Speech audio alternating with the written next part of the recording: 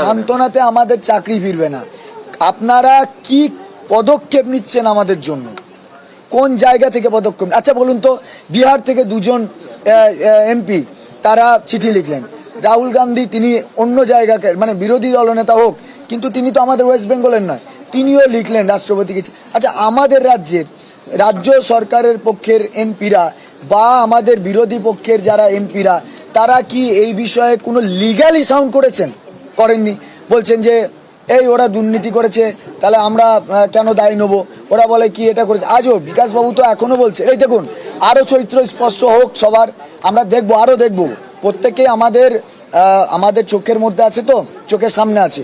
আগামী 17 তারিখ board of আমাদের যে board, West Bengal board of secondary education, yes, তারা তো একটা মিসলেনিয়াস অ্যাপ্লিকেশন করেছে।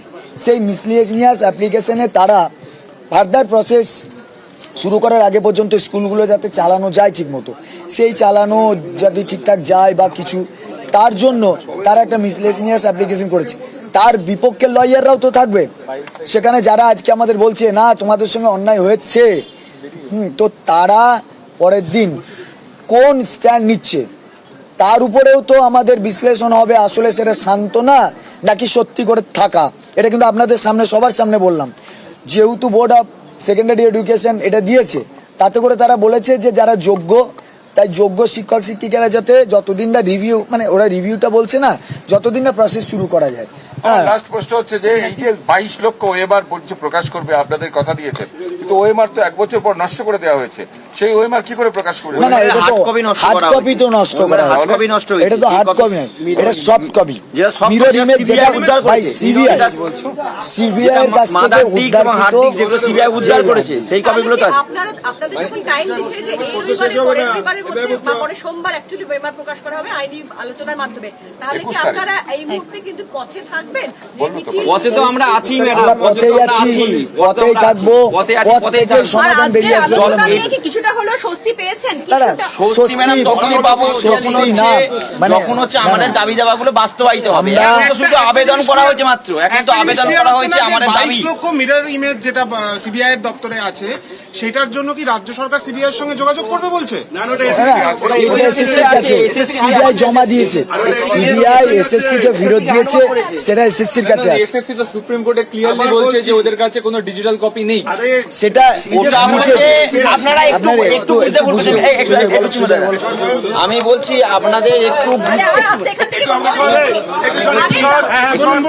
আপনাদের একটু বুঝতে ভুল হচ্ছে। প্রথমে আমাদের যখন লিখিত পরীক্ষা হয়, ঠিক আছে, সেই লিখিত পরীক্ষার কিন্তু একটা টেন্ডার হয় যারা হচ্ছে ওএমআর স্ক্যানিং করার জন্য, সেইটা করেছিল নাইসা কি করেছিল, সাব এজেন্ট দিয়েছিল ডেটা স্ক্যানটেক। সেই ডেটা স্ক্যানটেক যখন স্ক্যানিং প্রক্রিয়া সম্পূর্ণ করে, তখন কিন্তু নাইসাকে একটা হার্ড ডিস্ক দেয়, একটা এসএসসি কে হার্ড ডিস্ক দেয় এবং একটা নিজের কাছে রাখে। এসএসসির কাছে যে মাদার ডিস্কটা ছিল বা ওএমআর এর মিরর ইমেজ কপিটা ছিল, সেই কপিটা ওনাদের কাছে কোনোভাবে মিসিং হয়, কোনোভাবে হারিয়ে যায়। এবং সিবিআই পরবর্তীকালে কিন্তু ওনাদের অফিসিয়াল থেকে শুরু করে সমস্ত জায়গায় সিজ করেও কিন্তু সেটা খুঁজে পাননি। যখন আমরা ওই মিরর ইমেজের কথা বলি, তখন ওনারা এখনো বলছেন যে ওই মিরর ইমেজ খুঁজে পাওয়া সম্ভব নয়, কিন্তু সিবিআই এর উদ্ধার করা যে মিরর ইমেজ কপি, সেই ইমেজ কপিটা ওনারা কিন্তু আইনি পরামর্শের মাধ্যমে আপলোড করবে। 24 লক্ষ আছে, তাতে 22 লক্ষ ওনারা বলছেন, সেটা আইনি পরামর্শের মাধ্যমে ওনারা দেখে সেটাকে আপলোড করবেন। এবং আমাদের দাবি ছিল সেখানে যে আমাদের যোগ্য অযোগ্যের লিস্ট, সেই যোগ্য অযোগ্যের লিস্টটাও কিন্তু ওনাদেরকে প্রকাশ করতে হবে, ঠিক আছে। সেই লিস্টটা কিন্তু ওনারা প্রকাশ করবেন বলে আমাদেরকে বলেছেন, কিন্তু আইনি পরামর্শের মাধ্যমে পরবর্তী সোমবারের মধ্যে। আমার নাম সুজয় সর্দার, আমি নন টিচিং স্টাফ। সুজয় সর্দার।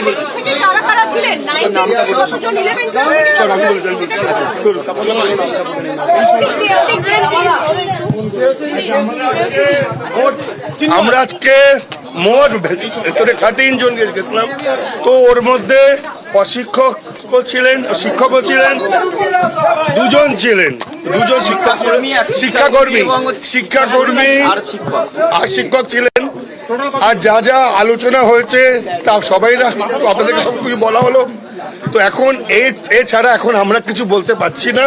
তো এখন যতক্ষণ না যা কাজ হবে তখন বলা যাবে না।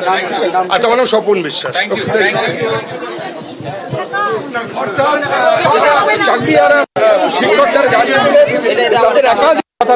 একটা দাবি ছিল, বিশেষ করে যোগ্য অযোগ্য আলাদা করা, সেই প্রতিশ্রুতি তারা পেয়েছেন। আইনি পরামর্শ নিয়ে সরকারের পক্ষ থেকে, এসএসসির পক্ষ থেকে বলা হয়েছে যে আগামী 21শে এপ্রিল তা বললেন, দাবি করলেন এই চাকরিহারারা, যে তাদেরকে বলা হয়েছে 21শে এপ্রিল সেই যোগ্য অযোগ্যর তালিকা প্রকাশ করা হবে। তবে ওএমআর লিস্ট, সেই ওএমআর লিস্টের যে মিরর ইমেজ, তা ওএমআর লিস্ট নেই, এমনটাই বললেন সোমরাজ। আমার সঙ্গে সোমরাজের সঙ্গে কথা বলার চেষ্টা করব। সোমরাজের সঙ্গে কথা বলার চেষ্টা করব। সোমরাজ ছিলেন ওখানে। চাকরিহারারা বললেন এখনই স্বস্তি নয়, কারণ যতক্ষণ না পর্যন্ত আইনি লড়াইয়ে তারা চাকরিটা না ফিরে পান ততক্ষণ পর্যন্ত তারা আশ্বস্ত হচ্ছেন না। কিন্তু তাদের যে যোগ্য অযোগ্যের তালিকা দেওয়ার দাবি ছিল, সেই তালিকা দেওয়ার দাবিতে রাজি হয়েছে রাজ্য সরকার, শিক্ষা দপ্তর। একথাই বললেন চাকরিহারা যারা বৈঠকে ছিলেন।